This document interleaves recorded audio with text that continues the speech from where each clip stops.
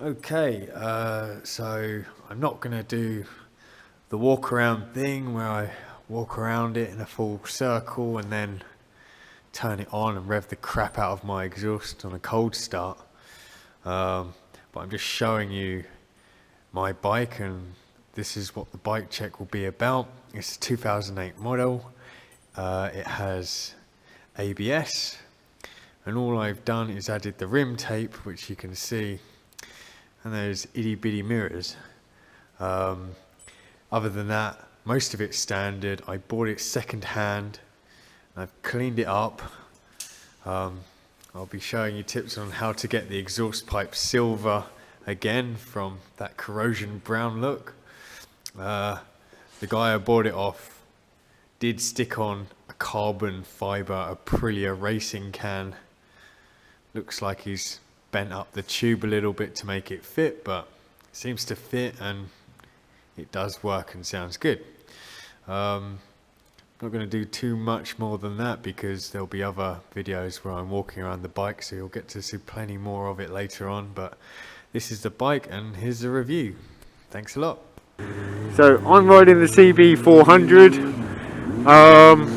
and this bike is a grandson of the legendary CB750. The CB750 was said to be the first sports bike ever to be readily available to the mass market at an affordable price. It had disc brakes and an inline-4 sporty configuration, and because of its success, a whole string of bikes came out after that. The smaller one being the CB350. The CB350 was then upgraded to the CB400 and released in 1977. So the CB400 has been around for 37 years, and what I'm riding now is the product of refinement. It's really good at what it does, and I'm going to try and explain to you in this video exactly what it does. So in the 37 years that the CB400 has been a product, it really received its first major changes in 1991.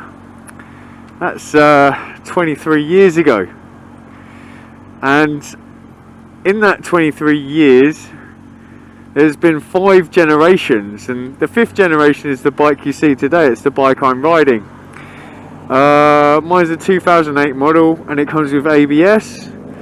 It has the VTEC engine and is a really good all-rounder. It mainly gets compared to the bigger, more sportier bikes in the category, and that's just because it's really good, but it's not actually trying to be the most powerful one.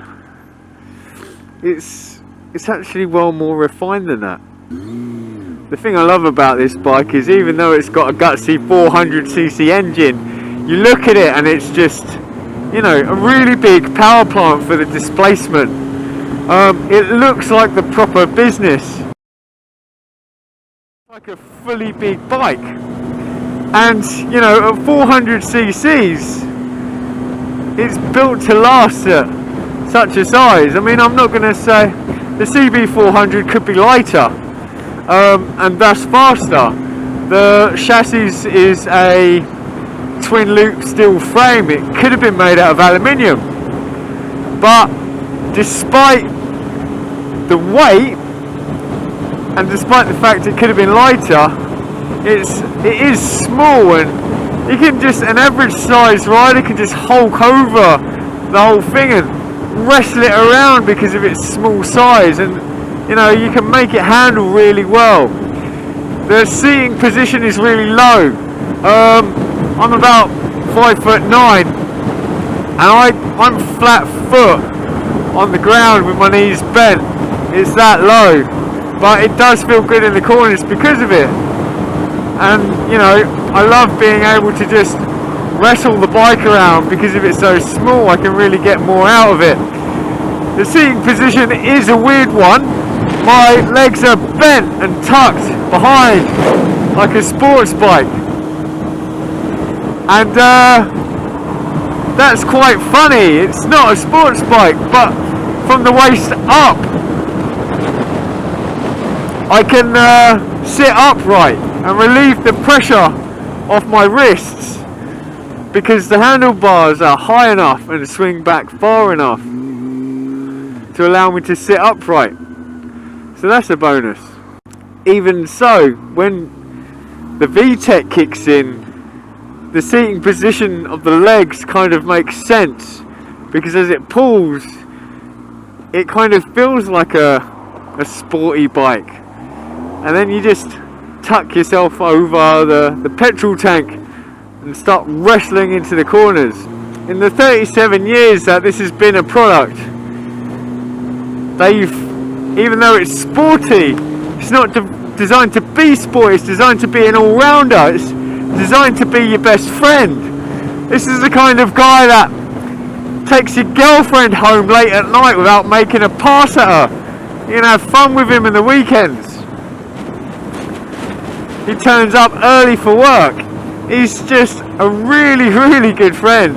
And you know, with that aside, this is the kind of guy that also wouldn't back down from a fight outside a kebab shop late at night. I mean, he's got some guts as well. And that's what makes it a really good all-rounder. Quick off the mark, 5.2 seconds to be exact. I mean, that's faster than some of the Subaru WRXs and the Mitsubishi Lancers, the Golf GTIs, certain models of Porsches, when you're talking of 0 to 60 speeds. So, you know, that's brilliant, isn't it? One of the other good things about this bike is because it's been around for so long and it's all over the globe, there's a plethora of videos online of where the Thailand community and the Singapore community and the Russian community are showing you their CB400s and what they've done and how they've dyno tuned them. And a lot of these bikes are the first generation CB400s that they're modding. I mean, those bikes are 1991, 92, 93. And when I look at those videos, they still sound crisp, they still go fast, and they still look polished, which is just a testament really to the build quality of these bikes. Down to the paint, it just looks brilliant. And that makes them really easy to sell second hand or third hand. But not only that, if you look after it well, you ride it well, and you service it when servicing is due, you don't have to sell it. You can actually pass this bike on down to your children. I mean, you could say that about a lot of bikes, but this is one of them I can say that about. Another good thing about this thing is it's a bit of a stud in the cafe racer community. People are, because of its twin loop steel frame, it's a very trendy kind of bike to buy and modify at the moment. And I'll try and sling some pictures up for you now. What that means is, you know, if you're not selling it on because it will be incredibly easy to sell, and you're not passing it on down to your children because you looked after it, you can just take a hacksaw to it and turn it into a bit of a fun project as well. How awesome is that? One of the bad things about this bike is the price. I mean, that's why it gets compared to all the bigger, better bikes. It's got a VTEC engine. To check a VTEC valve clearance properly, you have to disassemble the engine, check the valve clearances, put it back together, put it in VTEC mode, check the valve clearances again. I mean, basically, I don't understand a lot about bikes and mechanics. I'm sure someone could explain it better than me, but you have to check the engine twice, once for the normal valves and then again for the VTEC valves. And that makes it expensive to do the valve clearance checks, and a lot of mechanics don't want to do it, and they will ask for more money. Be careful when you're buying a second hand one. A lot of people, because of the valve clearance checks and the price, they're trying to sell their bikes when the valve clearance checks are due. So if it's not in the logbook that they've done it, then try and knock off at least $800. The suspension on this bike isn't the best. There's probably better suspension out there, but it's not the worst either, and it's preload adjustable front and rear, so it's not that bad. You can adjust it to suit your needs. It's got a really super comfy seat. Like I said, the only thing that would really be hindering your comfort is if you're a tall rider.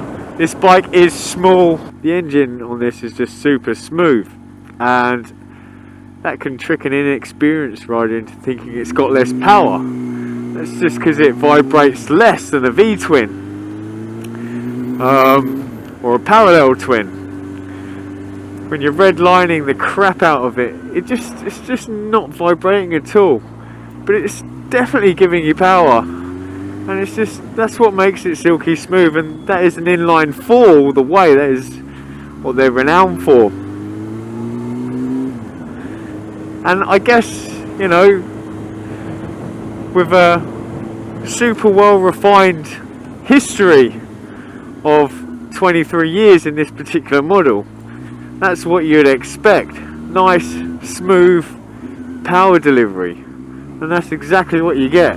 So all in all, this is a really good bike. I mean, it's a bit pricey, but what are you getting for that price? I mean, it delivers everything you'd expect it to deliver and more. What it doesn't promise though is being the best track bike, but that's fair enough because it's not meant to be. And people will compare it to those kinds of bikes.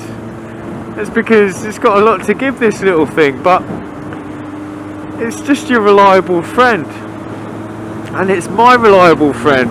There's not one bad thing I can say about it, and I don't think there will be many reviews out there that can say bad things about it if they're going to be honestly fair. Great bike. Solid, real good quality, and that's where your money's going. It's an investment.